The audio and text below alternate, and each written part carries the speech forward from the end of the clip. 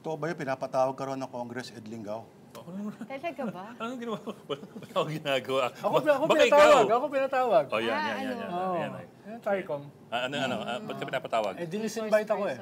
Ay, dinis-invite? Dahil baka daw kung ano sabihin ko. Naikatakot nila. Dahil pag binastos ako, magtataob ako na mesa. Teka, bitaw mo na ako. Mahirap na. We're talking about the same committee itong sa Yes, dapat disinformation. sabay kami ni Tariela nun eh. Yung second Tricom, dapat tinatawag kami ron eh. Na-disinvite. Yun ba yung madami nag-iiyakan? Sabi ko kay Dan Fernandez okay lang naman, basta walang bastusan. Ilan doon yung mga vloggers na first time nyo lang nakita? Ito pala yung itsura ni Ako may mga... Hindi ko maalala yung pangalan, pero... Yung Mark Lopez, yung kurang na-encounter. Hindi yung Mark Gamboa, dalawang Mark. Iba yun. Yung Gamboa, ito yung kakandidato, di ba? Tama. Mark Gamboa yung kasama nila sa back. Aplikante, I've crossed swords with at least two of them, maybe possibly Sino doon? three. Yung si Si Crisette? MJ, saka si Mark Lopez. Parang may ibang train of thought nila. Pag sinabi ni Ed na Crosswords. siya, parang Espadahan no? Kayo talaga? Mapakita na naman tayo niyan. Sino ba nanalo sa cross In swords? theory, yun naman talaga yun, di ba? Yung Star Wars. We've had disagreements before.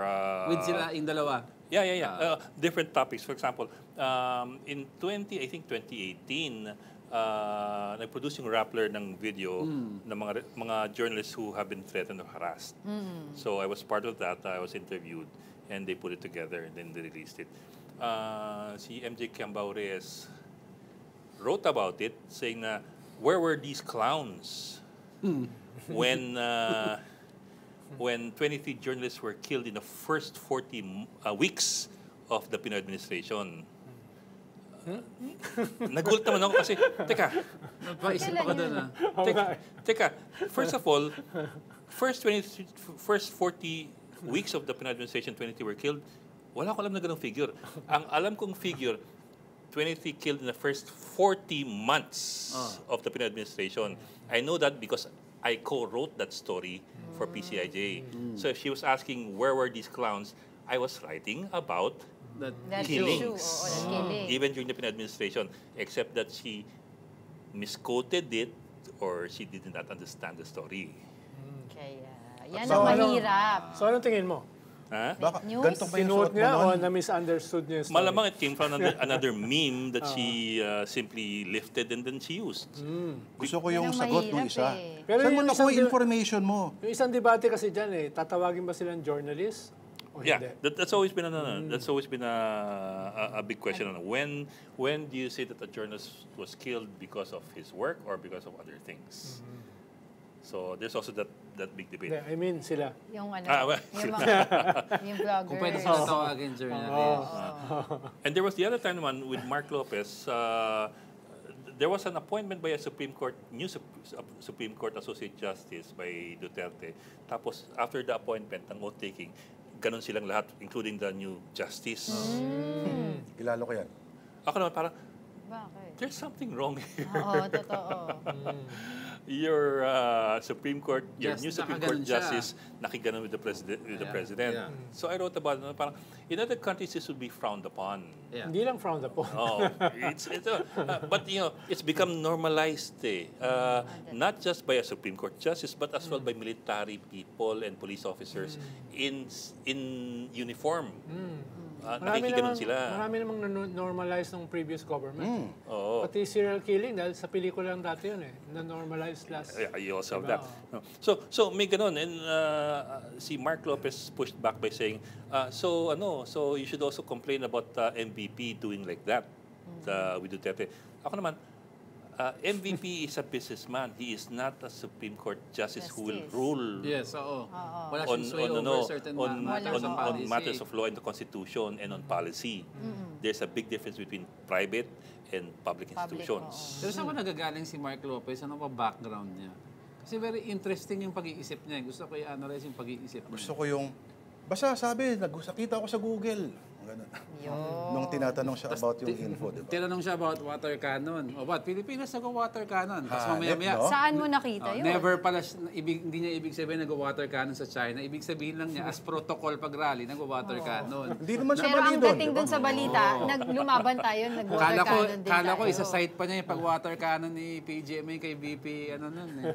So, anong wino-water cannon Ako, si veterano Ronald? ako sa water cannon. Nakasama ka ba doon? Oo, nung panahon nga nung dictatorship, yung water cannon, yung laman nun, galing sa Pasig River. Talaga? Oh my Oh, God. estero. Imagine mo, kung bubombahin ka ng... Lalo pag sa Mindiola, di ba? Sa Mindiola, ibababa nila yung husod sa ano. Minsan yung may estero. kulay. Para kahit tumakbo ka, Maamoy ka. hindi, mahahanap ka dahil may Oo, kulay. may kulay ka na eh. Oo. Parang Mark may dyed na, marker mark. ka. Ano mas pipiliin mo? Water cannon, matir gas? Ay, yung Hirap tear gas, naman parang matir. nasusunog yung balat mo eh. No? Tsaka Talagang nakakaano- panic at yung first time ako tinamaan ng tear gas. Panic talaga ako. Takbo ako sa taas ng mga kotse para makalayo lang parang nasusunog yung balat mo talaga eh. Yeah. Medyo puro pa yung tear gas nun. Ano? Puro, no? Pero wag na wag mong huhugasan ng Wag, tubig, wag. kakalat yan. Tanda ko nung Sidyo Malacanang, EDSA 3, landing yung tirgas sa harap ko. Sinipa ko. Pabalik. Parang pelikula. Parang mga jacket sa ng pelikula. At least, presence of mind. Gano'ng katagal bago mo Kaya sinong isipa pa ba? tinamaan? Hindi, actually, binupulot namin. Tapos Ay, binabato delikado yung namin. pulot yun. Baka no? mainit yun. Hindi, may kwang ka. May guantes ka. t-shirt ka na pang kwan. Pang bato. Sipain mo na lang. O, talaga. Tapos ibalik mo sa Hindi, kanila. pag Sino mo ibabalik? Kanino mo isisipa? Pag bato kasi, tatama dun sa mga Metrocom ini. Dati kasi yung mga Metrocom eh. Metrocom, Oo. Grabe naman, Marcelo era na yun. Kala ko bang... Wala kami kinalaman dyan. Anyway, balik tayo doon sa paksa. Ano? May paksa. Wala Akala ko wala. Hindi, Fake news. walang paksa nga, pero nung gano'n sila mag-argue, gano'n sila Sa makipagdebate. Tricom hearing. Tapos pag push towards, minsan, Iyak. hindi ko alam kung naiiyak sila dahil baka kung sino man sa atin, pag umupo rin doon, pag kinukulit ka ni Abante, O hindi siya makasagot no? baka umiyak ka din. Oo. Si Paduano. Oo, talagang Hindi ko ano. yung nga in-expect kasi syempre, di ba, medyo matapang talaga sila behind keyboards. Di ba? Correct. Tapos nung pagdating dun sa hearing, mga nag-iiyakan na nga. Siguro At- kasi hindi rin sila makasagot kay At Congressman umamin. Abante. At umamin. Ito mami, na mali yung ginawa nila, di ba? Si Lord, kahit anong gawin mo yan, torture mo yan, di aamin na mali yan. Oo, yun. That's the Walang typical kami meal. The Ang typical meal. panglabing isang utos. Kahit, Huwag kahit, kang aamin. Uy, pati si Ang ano, labing-dalawang utos. Hindi, pati si Attorney Trixie ang bait. hindi, Ayan. pero matindi yung kay Trixie. Inamin niya na tinrain sila ng China. Yes. Hindi naman oo. tinrain. Hindi, Parang funded. cultural exchange. Oo. Sila wow. yung nag-fund ng seminar. Wow. Seminar. Seminar, China Una funded. daw, An exchange of According- knowledge. Wow. Ano siya, archaeologist daw. Pero sumunod daw, training short form video naman. Hindi raw sila sa hotel pinilit, kundi sa dorm. I'm sure. Ano? Pero, also to put in context, the US also has programs along those lines. They also bring people in to the US to train them in certain things. Some of them technical, some of them editorial. And that's part of soft power. Yeah. It's also part of soft power. So, Pero ngayon lang ako nakarinig ng vloggers na tinrain paano mag-vlog. Yun yung first time ko baka narinig. parang enhanced torture, enhanced vlogging. Enhanced vlogging methods. Usually kasi sa Europe, sa Canada, US, may mga ganyan parang exchange. Mas kanyan mas fellowship. Papakilala ka dun sa mga ibang mga media ron, iikot ka kung saan-saan. Parang networking. Palitan Exposure. ng style. How they do things, Yeah. mas ganun Ito talagang skills training, paano mag-vlog Pero Sayang nga, hindi ako nakasama. Doon ako nagalit ang weird lang na magtitrain sa'yo ay isang bansa na limitado, yung walang social Walang media social platforms. media, oo. Wala nga TikTok doon. Oo. Ah, Walang diba? Facebook. At ino-occupy yung iyong teritoryo. Oo. Yun. Isa pa yun. So baka mga Manchurian candidates sa lahat sila, hindi kaya. Actually, ang Manchurian candidates kasi nakatago. Yung sa bansa, sa Pilipinas kasi hindi nakatago Talagang nakalantad na pro-China, di ba? Tsaka hindi na kailangan i-trigger, automatic na. Oo. Second nature na No? Parang ikaw, marami kang ginagawang second nature, di ba? Oo, pagdadasal. Ito na naman tayo. Ang pagpuri sa Panginoon. Yan. Bagay Oo. na yan. So, ba't hindi ka ambassador ni Jesus Christ katulad ng isang senador? Hindi mo Oo. Kaya niyo yun? Kaya niyo yun? Ha? Nagulat ako doon. Hindi kumarap, ha? Diba? Hindi kumarap. Tinawag yung sarili niya na ambassador ni Jesus Christ. No? Meron Kilala pang mo? lightning protection yung Senado. Kidlatan sila doon bigla. O, kayo, nakita ko yung isang podcast ninyo nang gagalaiti kayo after the hearing. At Hindi naman ang gagalaiti. Kung lang hindi naman. naman, parang lumalabas yung mga dugo sa mga ilong ninyo. At, Minute lang ng konti yung ulo. No? Ano Slight ba kasing lang, slight klaseng lang. hearing yun? Oo, yung kay Amy. Di ba? Di ba? Anong klaseng hearing? Yung kay ambassador ni Jesus Christ. Yun yung hearing about Si yung the legal- arrest. arrest daw ni Peter. Well, so, too late the hero na nga ba talaga?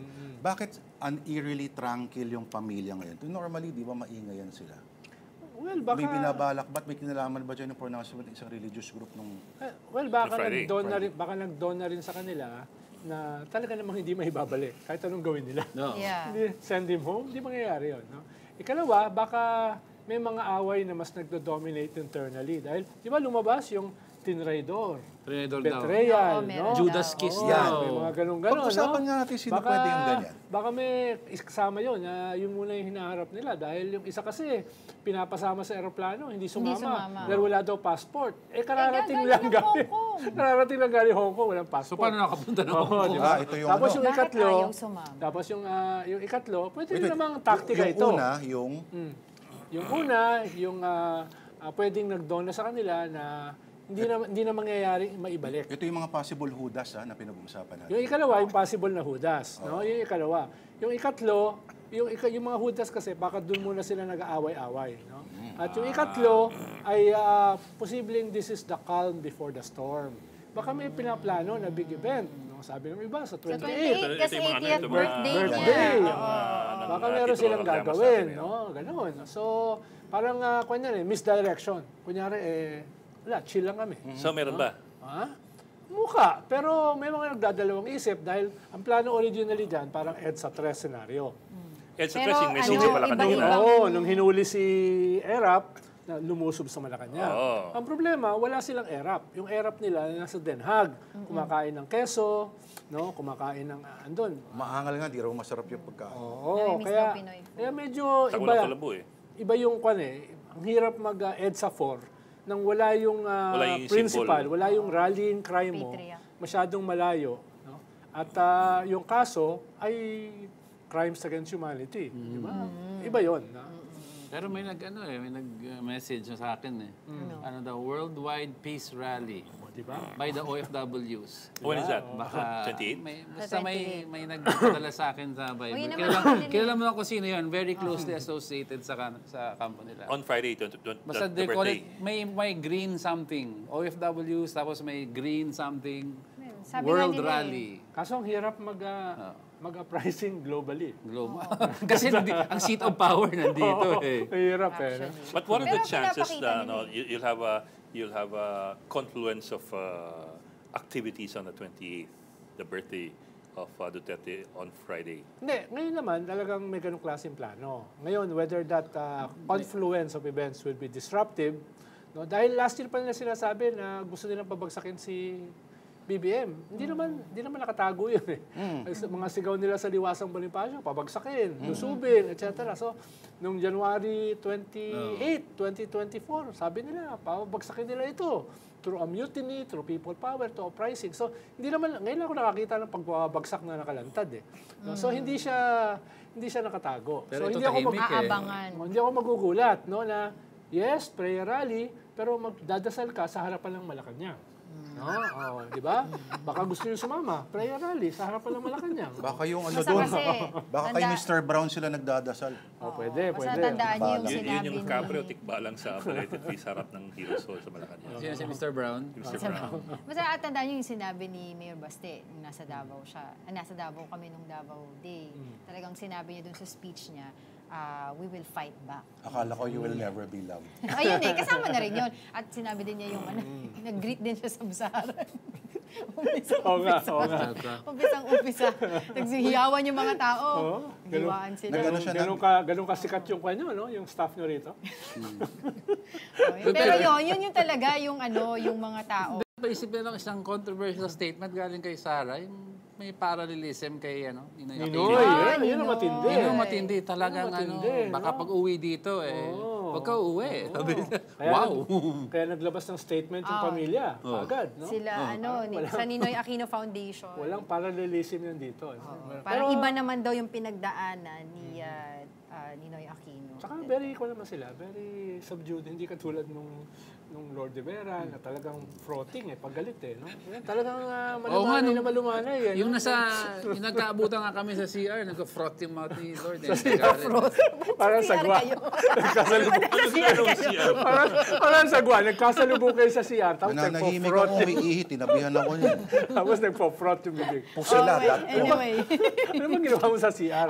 Nagpo-frot yung bibig mo. Toxic masculinity to. May sapat bang military component if ever if a mutiny were to succeed? I doubt it. Dahil yung chain of command naman, I think ay hindi sasama Hindi, dyan. Pero alam mo naman kasi sa mga ganyan, ay maliit na bahagi lang naman ng military ang sumasama dyan Wala naman sumasama. Minsan mga retired pa Oo, ang sumasama dyan ay just a small percentage ng military. All the rest nanonood. Sino pa mananalo? Yeah. Kaya yung Fence sitter Sitting on yan the fence, waiting to see, waiting for clarity on who's going to win. EDSA 1, ganun din And then when you know who's going to win, then you jump into that side of the fence. Kaya yung balita na may mga mass resignation sa hanay ng PNP, ng AFP, fake news yun di ba? Kasi wala naman silang But that's also what daw makes it na more document. dangerous kasi what you only need lang is a well-placed unit that will take advantage. Usually, mga elite forces yan. Scout Rangers, Marines, SWAG, SAF. May naalala ko yung panahon ni PGMA, yung Scout Rangers na dumaan sa EDSA, biglang nag-iba ng isip. Hindi Ano naman. nag-about face? Ang nagmarcha, mga 20 mil. Nakita ko kasi sa sa EDSA dumadaan sila mga kasama tangke ako nila. ron Ay, nandun ka? Sa nagmamarcha. Hindi naman kami Scout Ranger, no? Nagmamarcha. Anniversary yun ng EDSA 20th anniversary. I remember that. Nagmamarcha, tapos nagdeklara ng state of emergency. Ay, dinampot ka nila Randy David. Ang sabi, may parating daw na Scout Ranger, may parating na SAP, may parating na Marines, no? Walang dumating. Ang dumating mga tiga-uste. Nagmamarcha, no? Pagdating sa ang mga polis ng Israeli. Mga clerico-fascist. Pagdating sa bandang Tuason, bandang Cubao, doon na, nagkaroon na ng encounter. Batuhan na. Tapos may mga nahuli. No? Kasama ako sa nahuli. No? State of emergency yon. No? Ano nangyari sa'yo after? Sabi ng Supreme Court, that's illegal. Ang state of emergency has 3 conditions. Invasion, state of lawlessness, at saka uprising. Wala yung 3 condition na yun. Kaya pinalaya kami after 1 day. No? Gusto ko pa naman sana tumagal. No? Dahil hindi tumagal. So, ngayon, pag magbabar exam ka, tatanungin ka, what are the conditions for a state of emergency? Number 1, si Ronald Llamas dapat nandun. Sama ko si Randy David doon, nakulong. Mga barkadahan. Tapos yung mga kasama ko, pumunta sa Camp Karingan, may mga placards. Free Randy David! Keep Ronald. Pero mo? Ano naman mali doon? Ano mali Parang doon? hindi maganda no? Kami na ngayon, nasa Marines kami, sa Bonifacio, dahil umaalburuto si Q, si Calvin. Si Ariel. Ang problema naman sa Marines, nagbotohan. Nagbotohan. Nagbotohan kung sila ay lulusob o hindi. Biglang nawala yung I'm in command Naging democracy yung Marines Saka nakakita na magkukutas nagbotohan. Tapos yun ang pumunta si di ba? Si Cory sa gate. Yung kinakausap niya yung mga Hindi umabot. Hindi umabot, no? Hinarang. Sama niya si Eta. Okay. When? Yung ginawa ni BBM na last week or 2 weeks ago, 2 weeks. dinoble yung allowance sa mga sundalo. Hindi naman dinoble, 200 pesos lang. Hindi naman dinoble. Dinagdagan lang. Dinagdagan ng 200 pesos. Dinagdagan. Ang nagdoble, si Digong. Actually, triple pa nga Oo. So, yung police na nag-viral dahil sa kanyang statement na Si Fontillas. parang in-express lang yung freedom of expression niya. Marami pa kayang posibleng gano'n. Pati na rin sa military. Sige. Hindi, parang nasample si Fontillas Umiyak nga Also siya kasi si Fontillas is medyo, not exactly the best example to put out there. Diretsuhin mo na. Hindi kasi iba yung you make your argument calmly and logically versus yung you're ranting talaga. Yung frotting, no? Parang si Lord. And you're Guys, sino ba yan? you're basically attacking your Kay Commander General. your commanders while you're in uniform. And I think Naka-uniform meron pa. siyang mental health issues, di ba? Ay, nag-vlog ka ba naman naka-uniform ka laban sa commander mo? Again, parang si Lord. Grabe naman. Parang ikaw lagi yung example dito. Frotting at the mouth. Pero anong bothersome talaga ngayon yung mga fake news, misinformation, saka disinformation. I think we all agree with that naman eh. Diba? I think lang the point of disagreement is number one, who is doing the fake news? Kasi on one hand, they're saying that it's Media. people like us. MSM, On the other hand, mainstream media. we're saying na hindi ata kami. Ito kabilang grupo to. So that's one. The other problem is when government tries to step in and decide Medyo yun ang... what is the What is definition fake of news? fake news versus real and who gets to say what is... At kung kailangan ba ng more regulation, more laws, Parang- o yan ba ay self-regulation? Parang that's scary, Parang regulatory parang sa committee, One no? News, self-regulation. Tama. Saan ka patungo, ha? Hindi ko yun, ha? Yung pinopropose ng walang naisip Kongreso pahiwatig yun, ha? na parang technical working group para mag-draft daw ng mga... Code of Ethics. Medyo delikado. Understandable na magkaroon ng ethics naman sa vlogging, pero yung gagawa ka ng regulatory commission, nakakatakot yun. But any code of ethics is almost always voluntary. Yes, oo. And self-imposed. It's, At least sa atin, di ba? May Yeah. ethics tayo na. it is not imposed on you by government. Because Exactly. if government starts imposing a code of That's a ethics, different That's you- scary. story. Oh. Actually, dapat i-impose yun sa government. Code of ethics. Code of ethics. Code of ethics. meron nga Code of Ethical Conduct 6713. Hindi mo susunod eh. Kailangan- RA 6713. Kailangan gumawa ng Sorry, bago. Code of Conduct for public officials yun. Officials. But it's not really, that's the sagisag law. Diba? Hindi, sample ng mga scary na fake news, yung ginawa ni Attorney Raul Lambino. Oh, may Sabi niya, TRO may TRO na. May TRO, kukunin na namin. Papunta na kami ron. Kukunin na namin sa Supreme Court. Sabi niya, very credible source.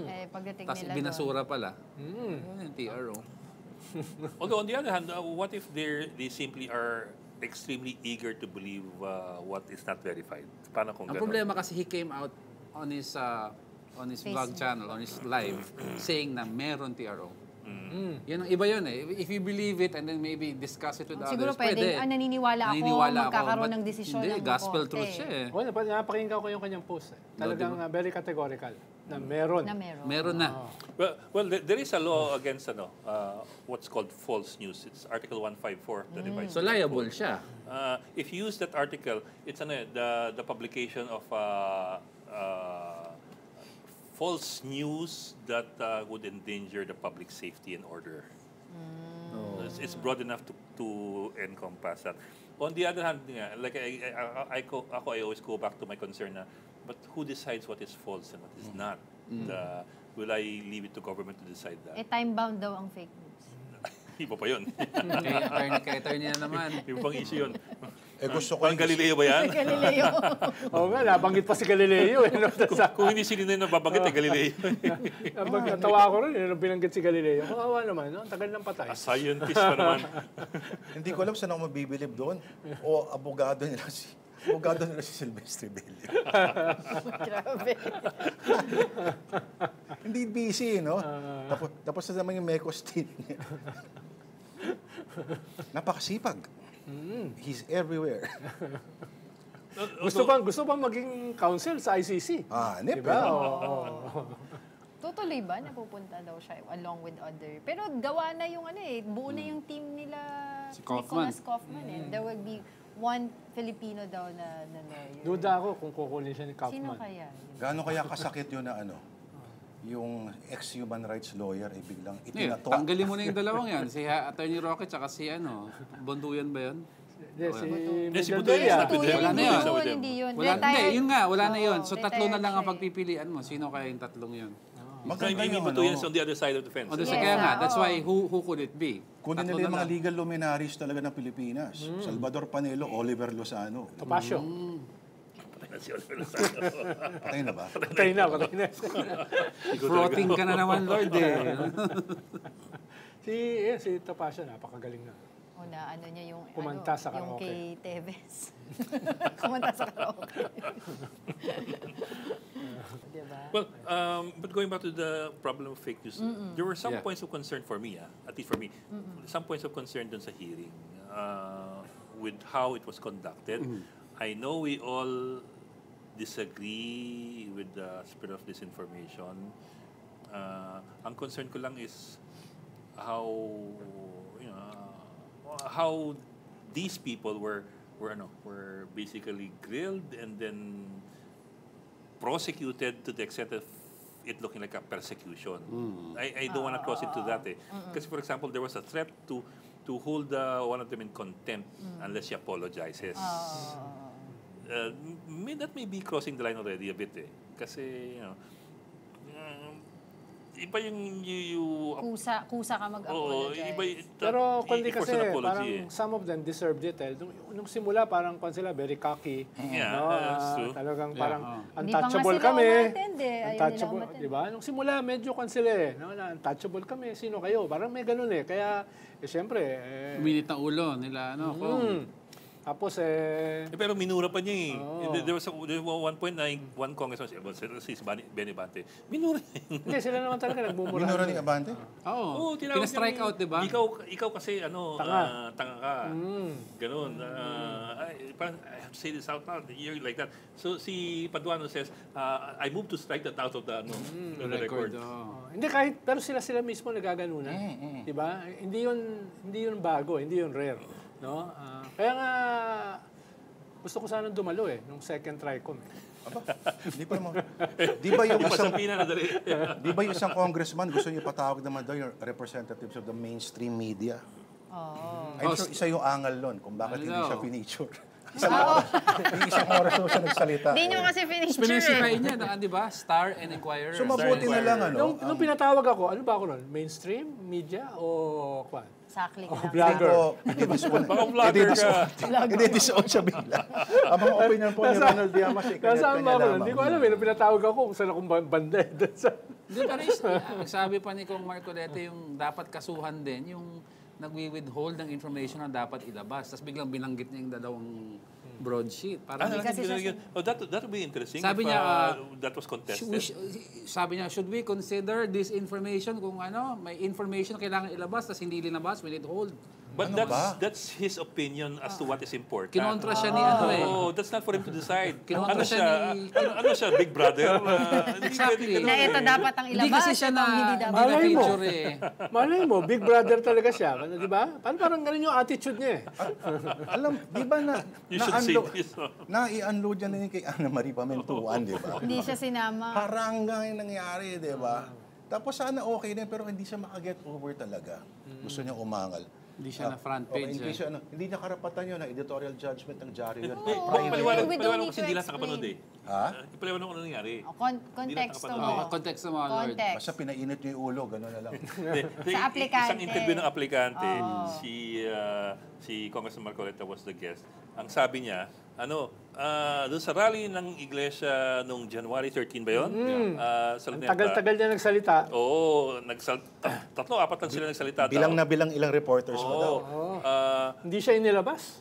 Ang Inquirer daw, ilan na? Hindi mo lang daw binanggit siya. Ilan na rin Inquirer doon? Sabi niya, Inquirer had this many reporters. Star had 11 reporters. But in both newspapers, ni isang beses daw hindi siya binanggit. And sabi niya, he spoke the longest, pero yung isa daw ang na-feature. And he gave the context daw of everything. Yung iba kasi yung newspapers may aesthetic sense Meron silang criteria kung sino ipo-cover nila. Diba? Yun yung, ang tawag doon, aesthetics.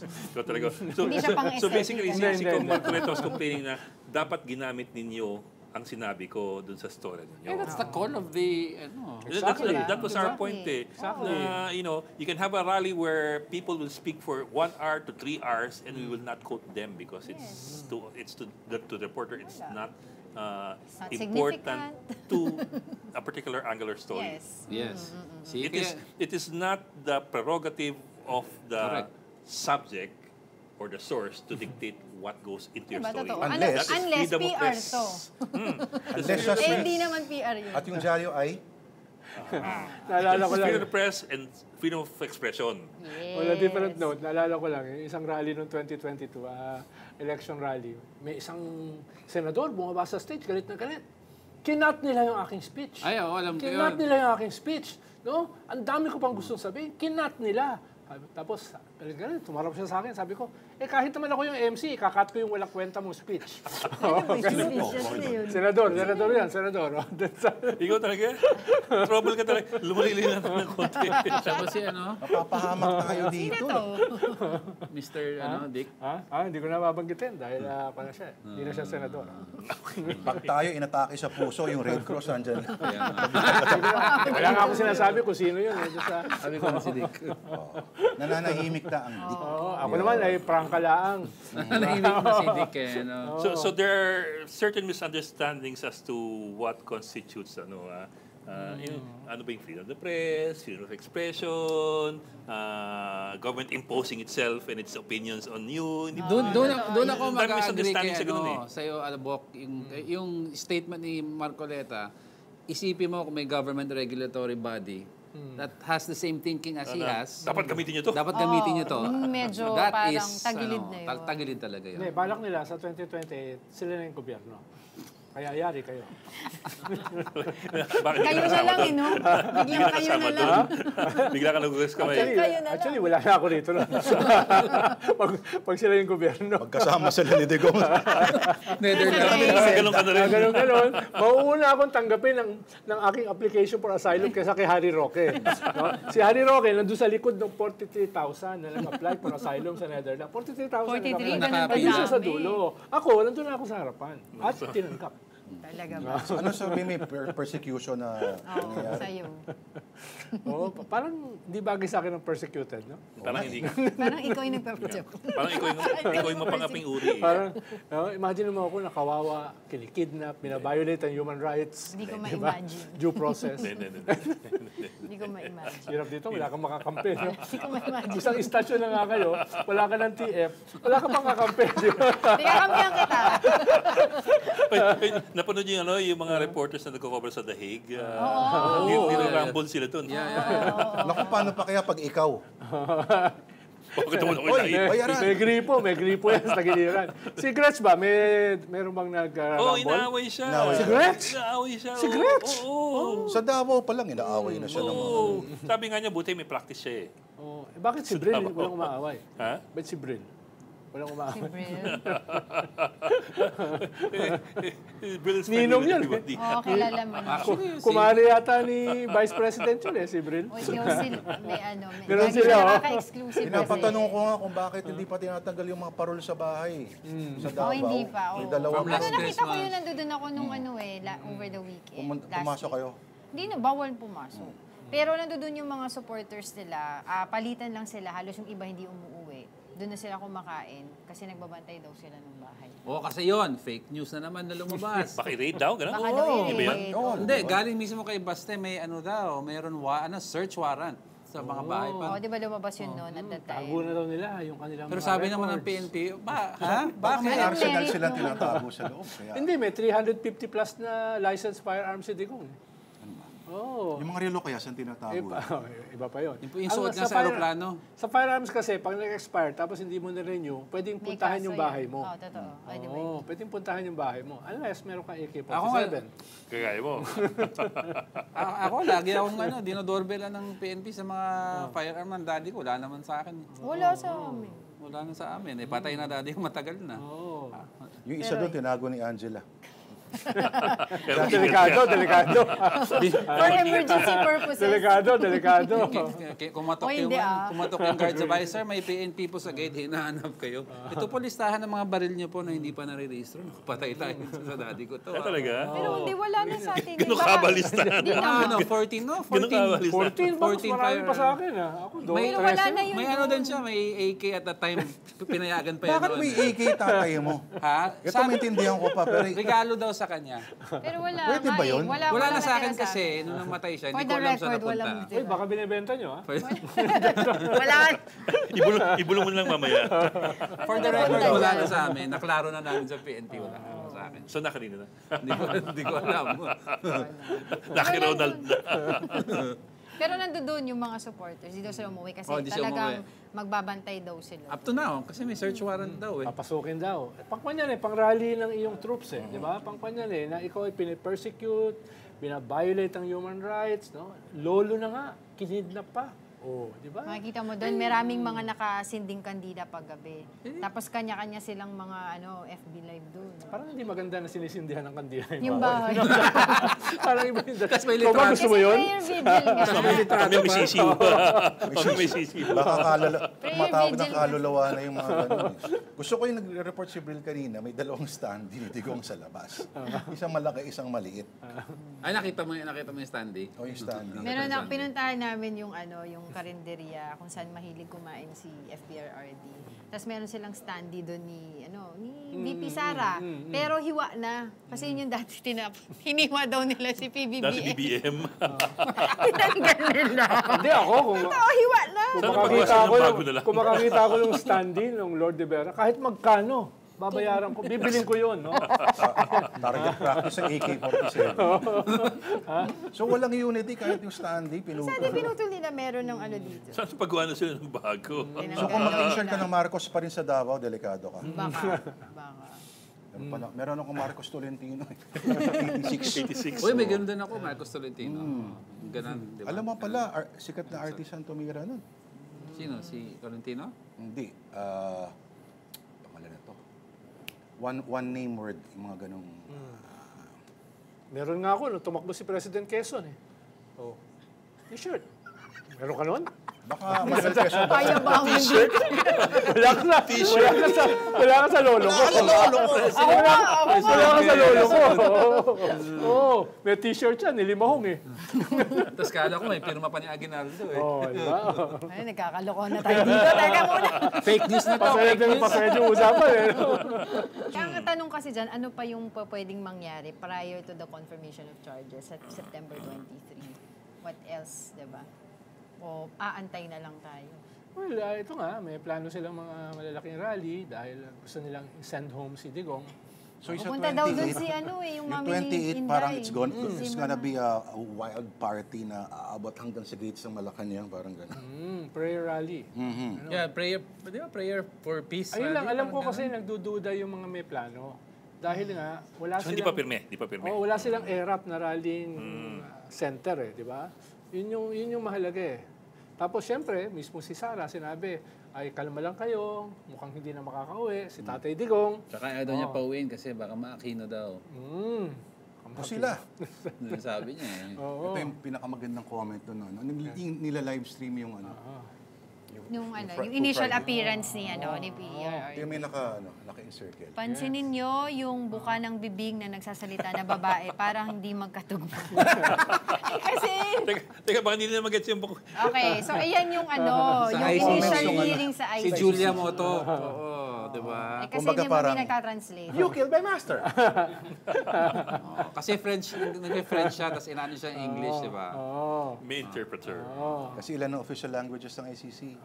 May Dutch pa, may Dutch, nun. English, Madami, French, madami. Arabic. Dami nun, Actually, pwede akong mag-apply doon as translator. Di ba naghanap sila? Cebuano, Bisaya, translator? Yes. Pero hindi daw tinanggap ni PRRD, hindi daw niya kailangan. Oo. Kaya daw niya English. Talaga. Yung isang pinakamatindi pa dyan, yung speech ni Marcoleta, na ikinukumpara na baka daw yung ating susunod na national hero, si Digong. Palitan si Rizal. Kaya niyo yun? Kailan niya sinabi yan? Last week. Ang mga Isang opinion rally. poll. Isang rally. O yan binanggit mo na, baka wala Hindi yung fake news. Talaga Sinabi ba? niya na baka yung susunod na national hero, si Digong. So dapat ma-firing squad muna. Ha? Ano ba yun? Kaso ICC, walang death penalty ron Silang dalawa yun. Walang death penalty ron. Basta ako quiet Ako, lang. Lord, nahihirapan na ako sa social media account ko sa mga sinasalag ko. Dadagdagan mo pa ng Ako walang binabash to eh. Akin walang bumabanat sa akin sa social media dahil wala akong social media. Gawan kita FB page. Ronald Llamas. Alam mo, tuloy mo yan. Pagkakakitaan natin. Sige, no? Tapos lagyan natin ng mga BTS ng Sabi nga sa akin, may nag-message, abangan daw ako sa baba ng Mandaluyong. Kasi ihian daw yung kotse ko na bigay ni BBM. Sabi talaga, friend ko si BBM. Gusto ko na sumigaw kung sino yung binoto ko eh. Problema nun kung sino iihi.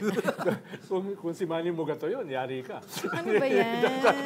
Ano, maluluso yung gulong. Maluluso yung gulong. Pero matagal muna bago lumabas. Antayin muna yun. May frothing pa. Ayan, Tapusin na natin ito, pasaya na ng pasaya. Oo nga eh. Kinakaba- Totoo ba? Ito last na. Kasi nung in-interview namin si Senator Trillanes, sabi niya, Ay, oo. magte-testify daw si Senator Lyra De Lima sa ICC. Posible. Posible yun. Posible. Pag pinatawag siya. Posible. Si Manny Mogato, posible rin yun. Dahil siya yung gumawa nung Reuters report. Tapos si De Lima Tapos investigated, yung mga, yung mga mga libro, yung kay Patricia Evangelista, pwede rin nilang gamitin yun. Pwede. And yung mga sound bites ni FPRRD nung presidente Yun ang- siya, nung umattend siya nung hearing. Yun yung main na pwede nilang gamitin. Dahil sa ICC kasi, yung public at saka yung pronouncement mo can be held against you. Paano yung Wala sinabi ka ni problema. Harry Paano Roque? kung sinabi? Search mo lang sa Joke YouTube Hindi, lahat. kaya tingin ko isa sa Diba? dahilan kung ba't hindi kinuha si Harry Roque Yung as sinabi niya, he counsel. is a serial killer. Yeah, baka ilabas yun eh. No. Pero Tapos abogado counsel ka ka nito, pa. tapos ito sinasabi mo na serial killer itong kliyente mo. Dati yan, nung 2016. 2016. Campaign. Oo. Ala, paano na lang yung mga pwersa ng kadiliman At kabutihan? kasamaan. At kasamaan. Ay, ikaw, anong pipiliin mo? Unity na lang. Sa unity na lang ako. Ayan. Okay. Sige. Doon na tayo magtapos sa Unity.